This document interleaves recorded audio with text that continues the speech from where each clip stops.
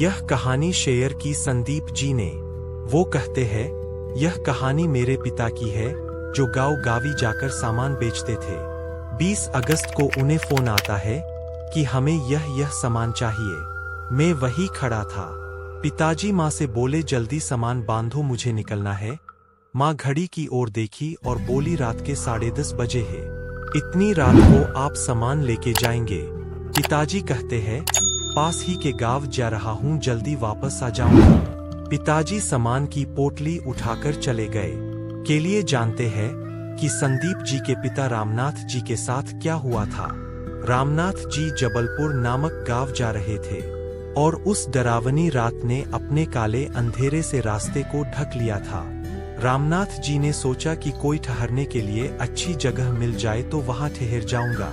तभी उनको सामने एक गांव दिखाई दिया। रामनाथ जी दौड़ते हुए उस गांव के बीच पहुंच गए। गांव में किसी मानव की सेल फेल नहीं थी। कुत्तों की भयानक रोने की आवाज और पक्षियों के सहसने की आवाज आ रही थी।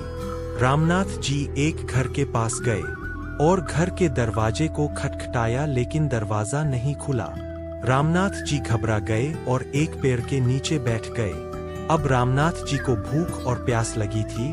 उसके पास खाने और पीने के लिए कुछ नहीं था। निराश होकर उन्होंने पेड़ की तरफ ऊपर इस उम्मीद से देखा कि पेड़ पर कोई फल हो तो खाऊंगा, लेकिन पेड़ पर कोई फल नहीं था। तभी पीछे किसी ने रामनाथ जी के कंधे पर हाथ रखा। रामनाथ जी डर गए और धीरे धीरे पीछे देखने लगे और एक पल के लिए रामनाथ जी की आंखें फटी की फटी रह गईं। रामनाथ कांपने लगा। उसकी आंखों के सामने लंबे घने बालों से अपना मुंह ढके सफेद कपड़ों से लिपटा हुआ एक व्यक्ति खड़ा था। तभी रामनाथ जी को उनके पीछे किसी की रोने की आवाज आई। उनने पीछे देखा तो कोई नहीं था और आगे देखा तो वह सफेद कपड़े लिपटा आदमी भी नहीं था। कुछ पलों के लिए तो रामनाथ जी खड़े रहे और फिर रामनाथ जी पैर का सहारा लेकर बैठ गए। तभी रामनाथ जी को किसी के पैर दिखाई दिए। उसने उसे देखा तो वह एक बूढ़ा व्यक्ति था। बूढ़े व्यक्ति ने उसे कहा कि यह लो खाना और पानी, लेकिन उसे डरे हुए रामनाथ जी ने खाना और पानी नहीं लिया।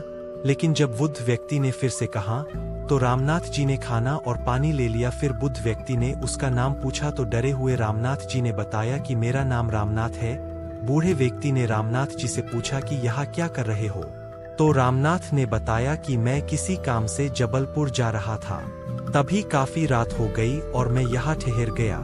लेकिन आश्चर्य की बात तो यह है कि यहाँ पर कोई मानव नहीं है। रामनाथ ने बूढ़े आदमी से पूछा, ऐसा क्या है इस गांव में? तो बूढ़े व्यक्ति ने कहा कि कई सालों पहले इस गांव में खुशी खुशी लोग रह रहे थे। एक रात एक चोर चोरी करके इस पेड़ पर चढ़ गया और पैर फिसलने के कारण गिर गया और मर गया। फिर उस रात के बाद हर रात को एक मृत शरीर इस पेड़ के नीचे गांव वालों को मिलने लगा। इस कारण गांव वाले इस गांव को छोड़कर चले गए। तभी रामनाथ जी को पीछे किसी के रोने की आवाज आई। उसने पीछे मुड़कर देखा तो कोई नहीं था और जैसे ही आगे देखा तो भयानक साया उसके सामने खड़ा था।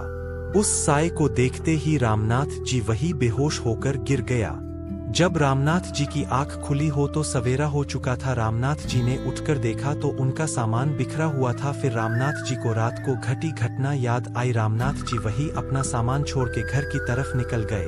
तो यह थी रामनाथ जी की कहानी। अगर आपके पास भी ऐसी हॉरर स्टोरी है तो हमें शेयर जरूर करें। आशा करती है यह कहानी आपको पसंद आई होगी। ऐसे ही और हॉरर स्टोरी सुनने के लिए हमारे चैनल को सब्सक्राइब करें।